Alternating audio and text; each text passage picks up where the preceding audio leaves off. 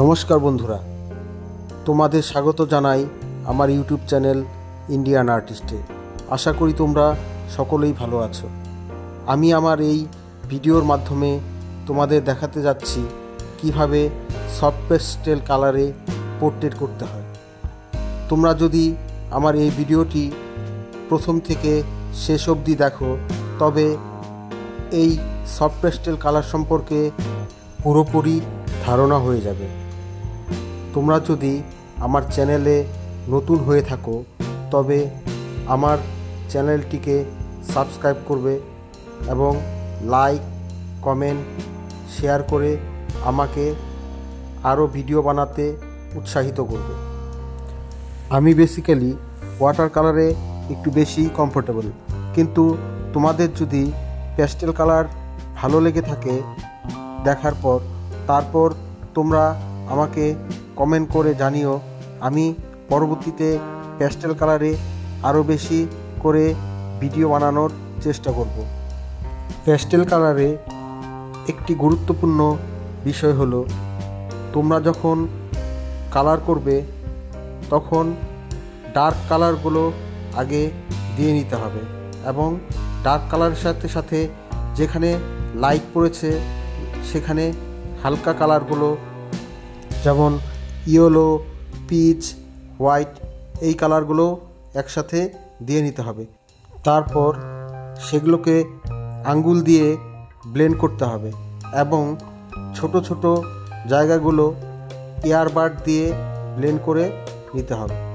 পরবর্তীতে তোমরা যখন চোখ করবে, চোখের ক্ষেত্রে তোমরা কালার পেন্সিল ইউজ করবে, তাহলে তোমরা সঠিকভাবে চোখের শেপগুলো নিয়ে আসতে পারবে। যে কোনো ছবির ক্ষেত্রে আরেকটি খুব গুরুত্বপূর্ণ বিষয় হলো light and shade. Light and shade ছাড়া যে কোনো ছবি অসম্পূর্ণ। তোমরা যখন ছবি করবে তখন লাইট অ্যান্ড শেড অর্থাৎ আলো ছায়ার দিকটা মাথায় রেখে করবে, কারণ আলো ছায়া যদি সঠিক না থাকে তবে তোমাদের ছবি আঁকাই বৃথা যাবে। তোমরা সেই দিকে অবশ্যই নজর রাখবে এবং প্রত্যেকটা জিনিস পারফেক্টভাবে করার চেষ্টা করবে। একটা করে আরেকটা করছি না, সেই জিনিসগুলো যেন না হয়। অর্থাৎ যেই জিনিসটি ধরবে সেই জিনিসটি সঠিকভাবে শেষ করে তার পরবর্তীতে পরের জিনিসটি ধরে করার চেষ্টা করবে। তো এই কয়েকটি গুরুত্বপূর্ণ বিষয় মাথায় রাখতে হবে। আরও কিছু গুরুত্বপূর্ণ বিষয় আছে, সেগুলো একে একে পরের ভিডিওগুলোতে আলোচনা করব। এবং আমার এখন মাথায় যেই সব কথাগুলো মাথায় আসছে সেই সব বিষয়গুলো তোমাদের সাথে আমি এই ভিডিওর মাধ্যমে আলোচনা করছি। পোর্ট্রেটের বিষয়গুলো সম্পূর্ণ প্র্যাকটিসের উপর। তোমরা যত বেশি করে পোর্ট্রেট প্র্যাকটিস করবে ততই তোমরা শিখতে পারবে।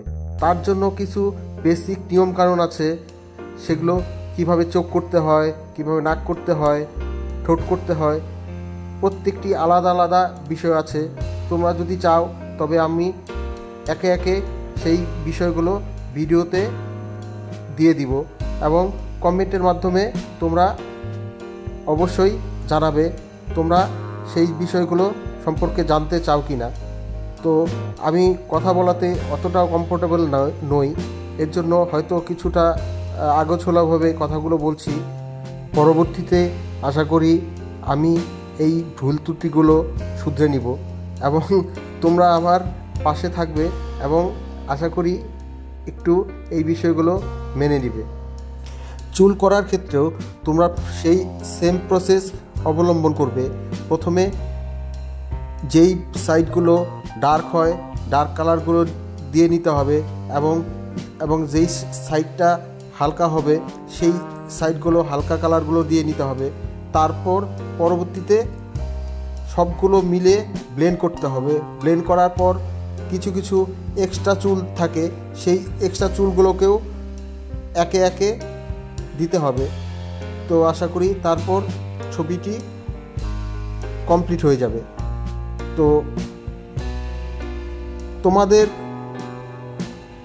অনেক ধন্যবাদ জানাই আমার ভিডিওটি সম্পূর্ণ দেখার জন্য এবং আমার বোরিং কথাগুলো শোনার জন্য। তো পরবর্তীতে আমি এই পোর্ট্রেট আরও আঁকবো এবং স্টেপ বাই স্টেপ তোমাদের দেখিয়ে দিব।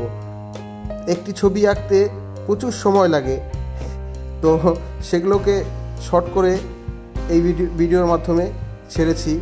তোমরা সম্পূর্ণ যারা যারা দেখেছো, আশা করি কিছু না কিছু আমার এই ভিডিওর মাধ্যমে শিখতে পেরেছো। যদি তোমাদের মধ্যে একজনও আমার এই ভিডিও থেকে কিছু শেখো, তবে নিজেকে আমি ধন্য মনে করব। তো তোমরা আমাকে সাপোর্ট করো, আমার চ্যানেলটিকে সাবস্ক্রাইব করো এবং পরবর্তী ভিডিওগুলো দেখো। কিছু না কিছু তোমরা আশা করি শিখবে। তোমাদের সকলকেই অসংখ্য অসংখ্য ধন্যবাদ জানাই আমার এই ভিডিওটি দেখার জন্য। জয় হিন্দ, ভারত মাতার জয়। তোমরা সকলে ভালো থাকবে, সুস্থ থাকবে এই কামনা করি।